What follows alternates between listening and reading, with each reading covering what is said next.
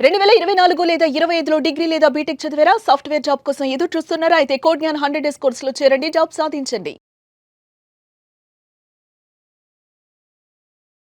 ప్రతి ఏటా ఫిబ్రవరి రాగానే దేశమంతా ఒక్కటే చర్చ. బడ్జెట్ ఏంటి, మనకేం వస్తుంది? కానీ బడ్జెట్ 2026కు ఒక ప్రత్యేకత ఉంది. ప్రపంచ దేశాలు ఆర్థిక ఒడిదుడుకులతో సతమతమవుతున్న వేళ భారత జీడీపీ వృద్ధిని స్థిరంగా ఉంచడం మరియు సామాన్యుడి జేబుకు చిల్లు పడకుండా చూడటం ఈ బడ్జెట్ ముందున్న అతిపెద్ద సవాల్. మోదీ 3.0 ప్రభుత్వం ప్రవేశపెట్టబోయే ఈ బడ్జెట్ 2026 దేశాన్ని అభివృద్ధి పథంలో పరుగులు పెట్టిస్తుందా లేక సవాళ్లతో సతమతమవుతుందా? ఇలాంటి నిర్ణయాలు ఉండబోతూ ఉన్నాయి. గడియారం ముల్లో ఫిబ్రవరి 1 ఉదయం 11 గంటల వైపు పరుగులు తీస్తుందబ్బా. పార్లమెంటు మెట్లపై ఆర్థిక మంత్రి అడుగు పెడుతుంటే అది కేవలం ఒక లెదర్ బ్యాగ్ కాదు, 140 కోట్ల మంది భారతీయుల తలరాతను మార్చే దిక్సూచి. గల్లీలోని సామాన్యుడు నుంచి ఢిల్లీలోని పారిశ్రామికవేత్త వరకు, పొలంలోని రైతు నుంచి సాఫ్ట్వేర్ ఉద్యోగి వరకు అందరి కళ్ళు ఈ ప్రసంగంపైనే ఉంటాయి. ప్రపంచ ఆర్థిక వ్యవస్థలో భారత్ ఒక వెలుగులేనుతున్న నక్షత్రంలా కనిపిస్తున్న వేళ మోదీ 3.0 ప్రభుత్వం ప్రవేశపెట్టబోయే ఈ బడ్జెట్ 2026 దేశాన్ని అభివృద్ధి పథంలో పరుగులు పెట్టిస్తుందని అందరూ కూడా ఆశిస్తూ ఉన్నారు. ఈ బడ్జెట్ లో యువతకు అతిపెద్ద పీఠం దక్కే అవకాశాలున్నాయంటున్నారు. కేవలం డిగ్రీలు మాత్రమే కాకుండా చేతిలో నైపుణ్యం ఉంటేనే భవిష్యత్ అని ప్రభుత్వం నమ్ముతుంది. అందుకే స్కిల్ ఇండియా పథకాలకు భారీ నిధులు, స్టార్టప్లకు మరిన్ని ప్రోత్సాహకాలు ఇవ్వాలని భావిస్తూ ఉన్నారు. కొత్త పరిశ్రమలు స్థాపించే సంస్థలకు పన్ను మినహాయింపులు ఇస్తూ లక్షలాది ఉద్యోగ అవకాశాల కల్పనే లక్ష్యంగా మోదీ సర్కార్ అడుగులేస్తూ ఉంది. ఉద్యోగం కోసం వేచి చూస్తున్న యువతకు ఈ బడ్జెట్ ఒక ఎంప్లాయ్మెంట్ గ్యారంటీ డాక్యుమెంట్ లా ఉండబోతుంది.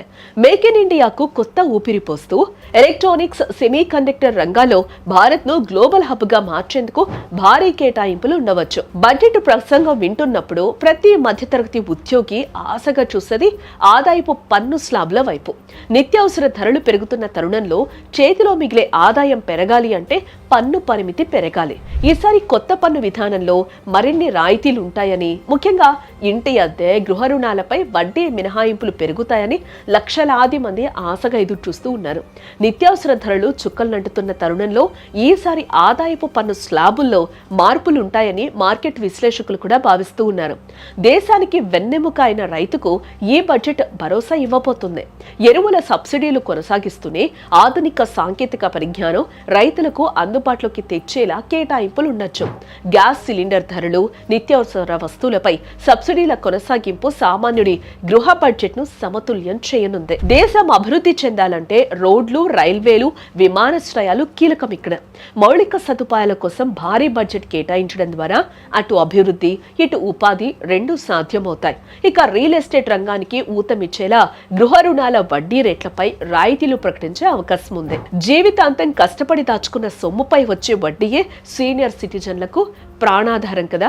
సేవింగ్స్ స్కీమ్లపై వచ్చే వడ్డీపై టీడీఎస్ మినహాయింపులు పెంచడం, ఆరోగ్య బీమా ప్రీమియంలపై పన్ను తగ్గించడం వంటి నిర్ణయాలు వృద్ధులకు నిజమైన ఆసరా కానున్నాయని చెప్పుకోవచ్చు. ఆర్థిక మంత్రి నిర్మలా సీతారామన్ ప్రవేశపెట్టబోయే ఈ బడ్జెట్ కేవలం అంకెల గారడి మాత్రమే కాదు, ఇది 140 కోట్ల భారతీయుల ఆంక్షలకు ప్రతిరూపం.